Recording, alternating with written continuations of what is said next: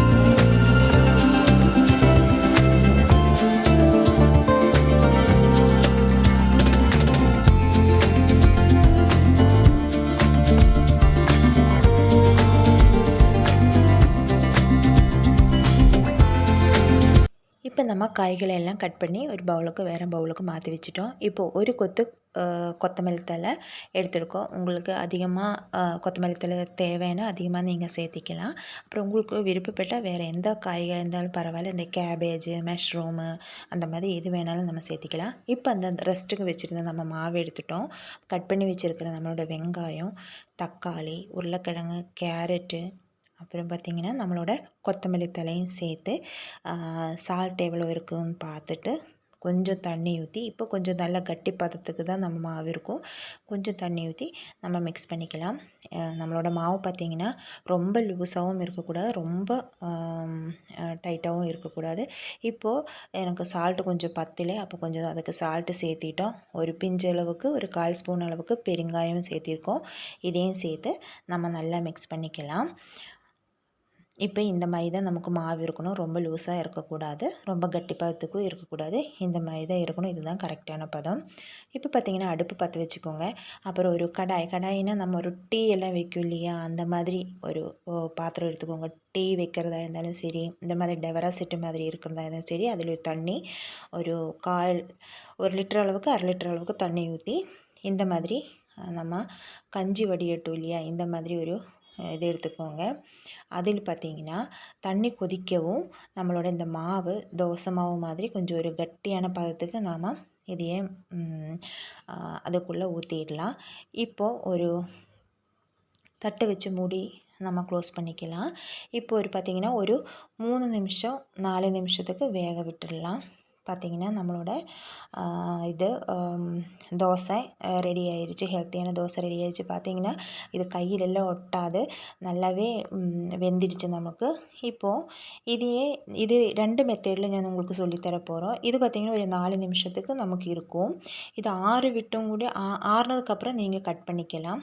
இல்லை இப்படியே தோசை மாதிரியே வேணும் அப்படின்னாலும் நீங்கள் அப்படி வேணாலும் நீங்கள் யூஸ் பண்ணிக்கலாம். இப்போ நான் கட் பண்ணி எடுக்க போகிறோம். பார்த்திங்கன்னா இப்படி ஒரு ஷேப்புக்கு கட் பண்ணி எடுத்துட்டோம்.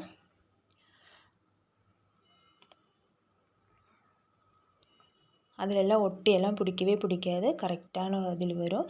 இப்போது 2வது மெத்தேடு உங்களுக்கு செஞ்சு தர போகிறேன். ஃபஸ்ட்டு மெத்தேடு பார்த்திங்கன்னா ஒரு 4 நிமிஷத்துக்கு ஆகும் நமக்கு வேகறதுக்கு. இப்போ பார்த்திங்கன்னா இது ஒரே 2 நிமிஷம் தான். பார்த்திங்கன்னா கீழே வெந்துடுச்சு, மேலே வேகலை. இப்போது நம்மளோட அந்த தட்டு இருக்கும் இல்லையா, கஞ்சி வடிகட்டுற அந்த தட்டையை நம்ம அப்படியே கமுத்தி வைக்க போகிறோம். அந்த தோசை கீழே எல்லாம் விழுகவே விழுகாது, மேலாலே இப்படி தான் இருக்கும், கீழே விழுகவே விழுகாது. அப்புறம் ஒரே ஒரு நிமிஷம்தான், டக்குன்னு வெந்துடும் பாருங்கள். இதுதான் 2வது மெத்தேடு. இப்போவுமே நம்ம கட் பண்ணி நம்ம எடுத்துக்கலாம். இப்படி வேணாலும் நம்ம எடுத்துடலாம், தோசை மாதிரி வேணாலும் எடுத்துடலாம், கட் பண்ணி வேணாலும் எடுத்துடலாம். உங்களுக்கு எப்படி விருப்பமோ அந்த மாதிரி நீங்கள் இது பண்ணி எடுத்துக்கோங்க. எந்த மாதிரி மெத்தேடில் உங்களுக்கு வேணும் அப்படின்னு நீங்கள் அது மாதிரி நீங்கள் செஞ்சுக்கோங்க. உங்களுக்கு டக்குன்னு வேணும் அப்படின்னா நீங்கள் 2வது மெத்தேடு யூஸ் பண்ணிக்கோங்க. இல்லை கொஞ்சம் லேட்டானாலும் பரவாயில்ல அப்படின்னா நீங்கள் ஃபஸ்ட்டு மெத்தேடு யூஸ் பண்ணிக்கோங்க. இப்போ ஒரு தோசைக்கல் வச்சுட்டோம்.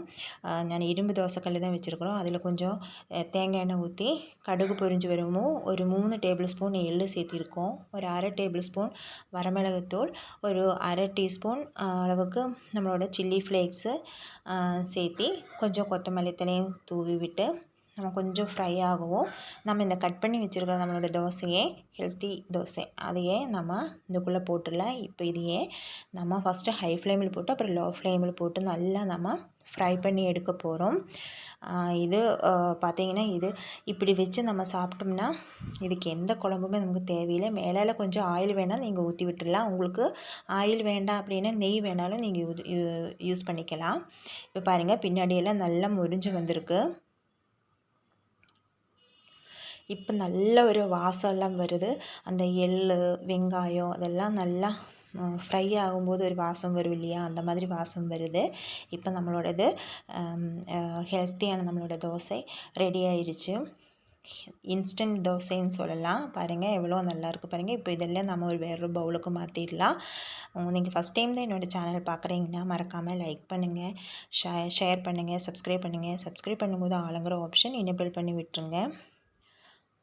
பாருங்கள் எவ்வளோ உள்ளே நல்ல சாஃப்ட்டும் வெளியில் ரொம்ப கிறிஸ்பியாக இருக்கும். நான் உங்களுக்கு கட் பண்ணி காமிக்கிறேன் பாருங்கள். இதுக்கு எந்த குழம்புமே தேவையில்லை, நம்ம இப்படியே நம்ம சாப்பிட்டுக்கலாம். டக்குன்னு நம்ம இது வீட்டில் செஞ்சு எடுத்துடலாம். ஒரு நாளைக்கு மாவு இல்லைன்னா கூட நம்ம இது செஞ்சு எடுத்துடலாம். டட்டா, பாய்.